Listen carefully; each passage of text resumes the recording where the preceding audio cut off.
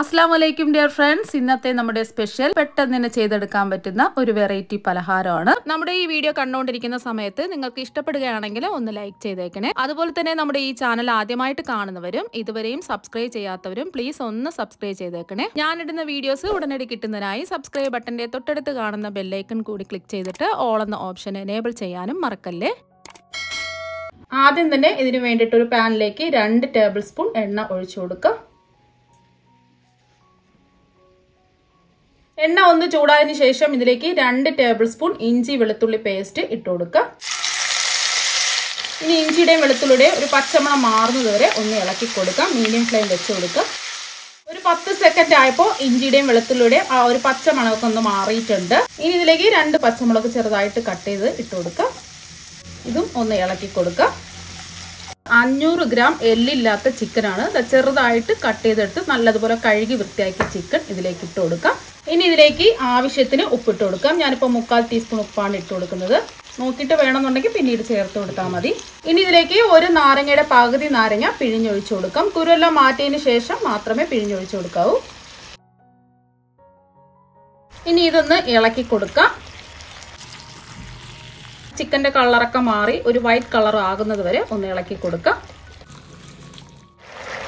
ഇപ്പൊ കണ്ടില്ലേ, ചിക്കൻ്റെ കളറൊക്കെ ഒന്ന് മാറി ആ ചിക്കനിൽ നിന്ന് വെള്ളമൊക്കെ ഇറങ്ങി വന്നിട്ടുണ്ട്. അപ്പൊ ഈ ചിക്കൻ്റെ വെള്ളം കുറച്ചൊന്ന് വറ്റുന്നത് വരെ ഇതുപോലെ ഒന്ന് മീഡിയം ഫ്ലെയിമിൽ ഇട്ടിട്ട് ഒന്ന് ഇളക്കി കൊടുക്കുക.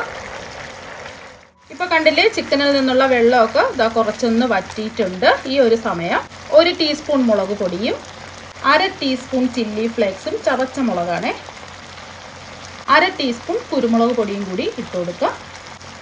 ഇനി ഇതൊന്ന് ഇളക്കി കൊടുക്കാം. ആ പൊടിയുടെ പച്ചമണം പോകുന്നത് വരെ ഒന്ന് ഇളക്കി കൊടുക്കുക.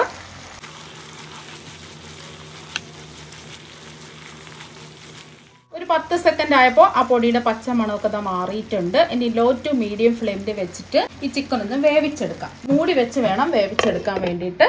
ഇടയ്ക്കൊന്ന് തുറന്നു നോക്കി ഒന്ന് ഇളക്കി കൊടുക്കുകയും വേണം.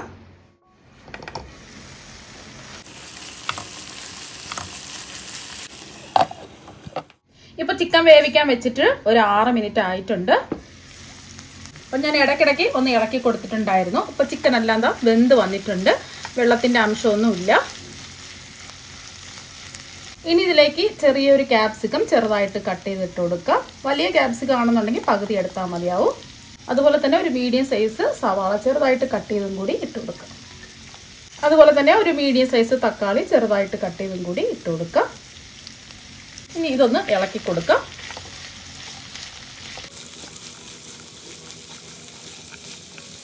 ഇതൊന്ന് 2 മിനിറ്റ് മീഡിയം ഫ്ലെയിമിലിട്ടിട്ട് ഒന്ന് ഇളക്കി കൊടുക്കാം. അപ്പൊ ക്യാപ്സിക്കം ഒന്നും അധികം വേവേണ്ട ആവശ്യമൊന്നുമില്ല.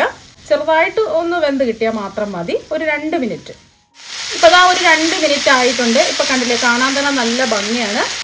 ഇനി ഇതിലേക്ക് 1 ടേബിൾ സ്പൂൺ ഒറിഗാനോ ഇട്ട് കൊടുക്കാം. ഒന്ന് ഇളക്കി കൊടുക്കാം. ഒന്ന് ഇളക്കി കൊടുത്തതിന് ശേഷം 2 ടേബിൾ സ്പൂൺ പിസ്സ സോസും കൂടി ചേർത്ത് കൊടുക്കുക. രണ്ടാമത്തെ ടേബിൾ സ്പൂൺ പിസ്സ സോസും കൂടി ഒഴിച്ചു കൊടുക്കാം. പിസ്സ സോസ് ഇല്ലാന്നുണ്ടെങ്കിൽ കുഴപ്പമൊന്നുമില്ല. ടൊമാറ്റോ കെച്ചപ്പ് 2 ടേബിൾ സ്പൂൺ ഒഴിച്ചു കൊടുത്താലും മതി. അതുപോലെ തന്നെ ഓർഗാനോ ചേർത്ത് കൊടുത്തതും ഓപ്ഷനിലാണ്. കയ്യിലുണ്ടെന്നുണ്ടെങ്കിൽ ചേർത്ത് കൊടുത്താൽ മതി, ഇല്ലെങ്കിൽ അതും ഒഴിവാക്കാം. ഇനി ഇതെല്ലാം കൂടിയിട്ട് ഒന്ന് ഇളക്കി കൊടുക്കുക. ഒരു 2-3 മിനിറ്റ് ഇതുപോലെ ഒന്ന് ഇളക്കി കൊടുത്തതിന് ശേഷം ഫ്ലെയിം ഓഫ് ആക്കാം. എന്നിട്ട് ഇത് ചൂട് മാറാൻ വേണ്ടിയിട്ട് നമുക്ക് മാറ്റി വയ്ക്കാം. ഒരു മിക്സിംഗ് ബൗളിലേക്ക് 1/2 കപ്പ് മൈദ ഇട്ട് കൊടുക്കാം. ഇനി ഇതിലേക്ക് ആവശ്യത്തിന് വെള്ളം ഒഴിച്ച് ഈ മാവൊന്ന് മിക്സ് ചെയ്തെടുക്കാം. ആദ്യം ഒരു 1/2 കപ്പ് വെള്ളം ഒഴിച്ചു കൊടുക്കാം.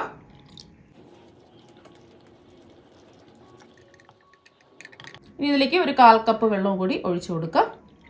നോക്കിയിട്ട് വേണമെന്നുണ്ടെങ്കിൽ പിന്നീട് വെള്ളം ഒഴിച്ചു കൊടുത്താൽ മതി. ഇപ്പൊ ഇതാ 1/4 കപ്പ് വെള്ളത്തിന്റെ ആവശ്യമേ വന്നിട്ടുള്ളൂ. മാവ് നല്ലതുപോലെ കലക്കി മിക്സ് ചെയ്തെടുത്തിട്ടുണ്ട്.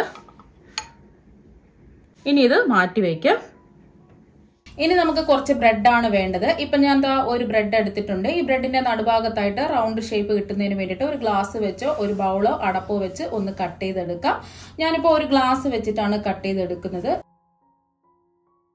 കട്ട് ചെയ്തിട്ട് വന്ന ബാക്കി പീസ് നമുക്ക് ഒരു മിക്സിയുടെ ജാറിൽ വെച്ച് നല്ലതുപോലെ ഒന്ന് പൊടിച്ചെടുക്കാം.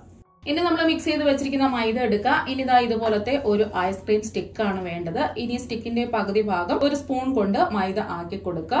മൈദ ആക്കിയെടുത്ത സ്റ്റിക്ക് നമ്മൾ റൗണ്ട് ഷേപ്പിൽ കട്ട് ചെയ്ത് വെച്ചിരിക്കുന്ന ബ്രെഡിൽ ഇതുപോലെ ഒന്ന് വെച്ച് കൊടുക്കുക. ഇനി ഈ ബ്രെഡിന്റെ നടുഭാഗത്തായിട്ട് ഒരു ടേബിൾ സ്പൂൺ നമ്മൾ ഉണ്ടാക്കി മാറ്റി വെച്ച് നല്ലതുപോലെ ചൂട് മാറിയ ഫില്ലിങ്ങും കൂടി വെച്ച് കൊടുക്കുക. ഫില്ലിങ് ബ്രെഡിന്റെ പുറത്ത് പോകാത്ത രീതിയിൽ ഒന്ന് നിരത്തി വേണം വെച്ച് കൊടുക്കുക.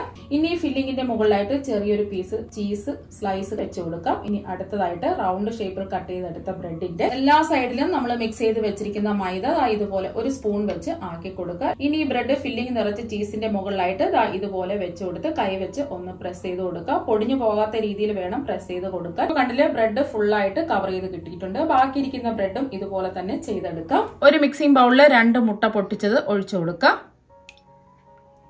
ഇനി ഇതിലേക്ക് 1/2 കപ്പ് തിളപ്പിച്ചാറിയ പാലും കൂടി ഒഴിച്ചു കൊടുക്കുക. ഇനി ഇതിലേക്ക് 1/2 ടീസ്പൂൺ ചതച്ച മുളക് ഇട്ട് കൊടുക്കുക. ഇനി ആവശ്യത്തിനുള്ള ഉപ്പ് ഇട്ട് കൊടുക്കാം. ഒരു 1/4 ടീസ്പൂൺ ഉപ്പാണ് ഇട്ട് കൊടുക്കുന്നത്. ഇനി ഇതെല്ലാം കൂടിയിട്ട് ഒന്ന് അടിച്ചെടുക്കാം. ഇപ്പൊ അതെല്ലാം ഒന്ന് മിക്സ് ചെയ്തെടുത്തിട്ടുണ്ട്. ഇനി ഫില്ലിംഗ് നിറച്ച ബ്രെഡ് നമ്മൾ മിക്സ് ചെയ്ത് വെച്ച മുട്ടയുടെ പാലിന്റെ മിക്സിൽ ഒന്ന് ഡിപ്പ് ചെയ്തെടുക്കുക.